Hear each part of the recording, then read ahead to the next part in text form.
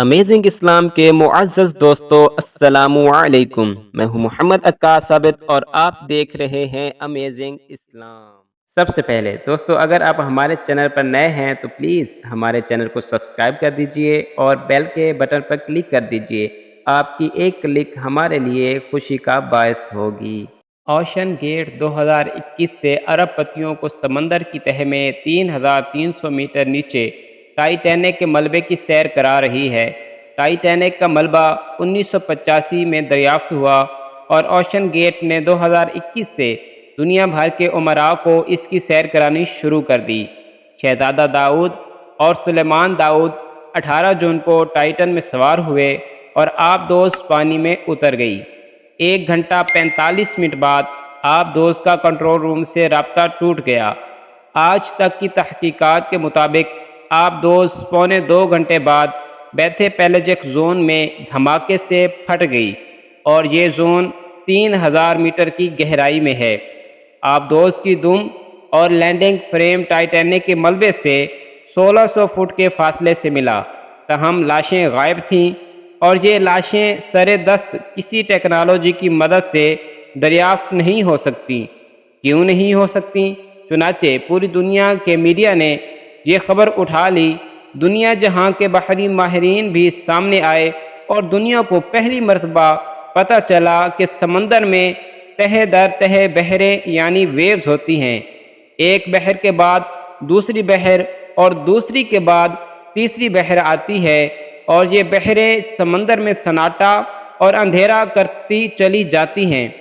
سمندر میں 2 گھنٹے گہرائی میں سفر کے بعد پانی میں اندھیرے کے ایسے گہرے بادل چھا جاتے ہیں جنہیں لفظوں میں بیان نہیں کیا جا سکتا۔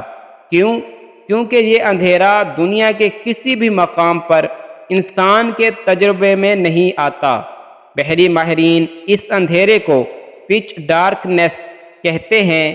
یہ اندھیرا اتنا گہرا ہوتا ہے کہ انسان دوسرے ہاتھ کو ٹٹول نہیں سکتا۔ ہمیں یہ جاننے کے لیے سورہ نور کی آیت 40 پڑھنا پڑے گی۔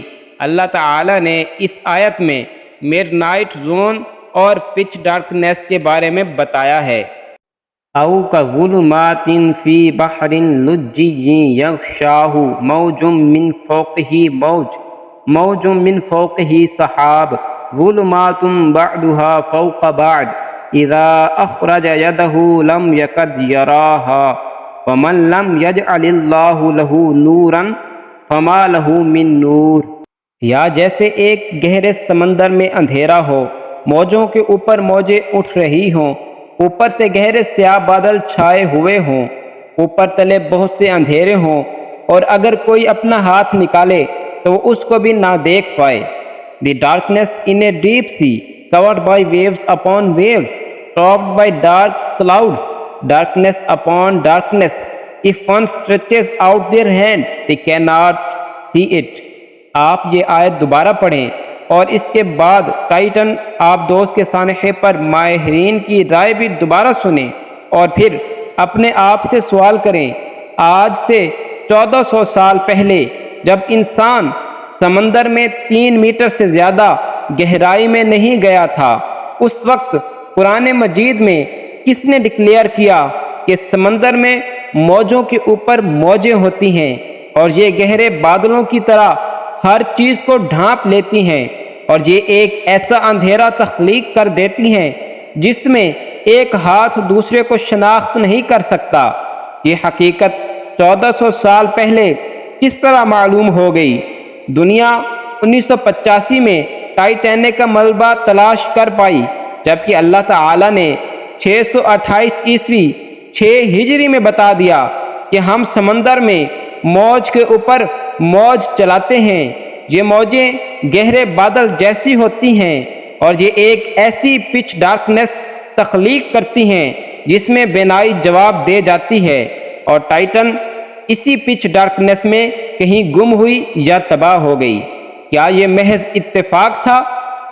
آپ اس آیت کا بار بار مطالعہ کریں، آپ کی آنکھوں میں آنسو آ جائیں گے اور آپ اللہ کا شکر ادا کریں گے کہ اس نے ہمیں ایک ایسا دین عطا کیا جس نے دنیا کو 1400 سال پہلے पिच डार्कनेस, मौज के ऊपर मौज और फिर अंधेरे के बादलों के बारे में इत्तला दे दी थी, और साथ ये भी फरमा दिया था कि अल्लाह जिसको रोशनी ना दे उसे कभी रोशनी नसीब नहीं होती। और शायद अल्लाह ताला ने दुनिया को अपनी आयात की तरफ मुतवज्जे करने के लिए टाइटैनिक और टाइटन को डुबोया ताकि लोगों तक उसका पैगाम पहुंच सके।